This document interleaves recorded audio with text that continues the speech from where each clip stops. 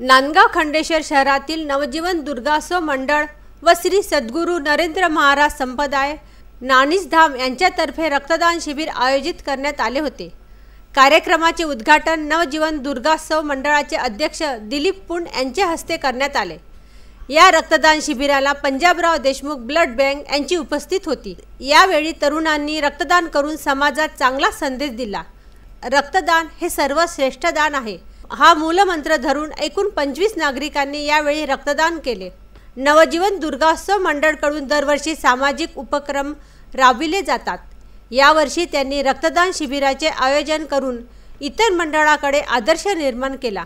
नवजीवन मित्र मंडळी नांदगाव खंडेश्वर नवजीवन दुर्गोत्सव मंडळाचे सर्व कार्यकर्त्यांनी सार्वजनिक कार्यक्रम आयोजित केला आहे रक्तदान शिबिर म्हणून, आणि तो आज चांगल्या तऱ्हेने पार पाडला आणि 25 दत्त्यांनी रक्तदान केलेले आहे।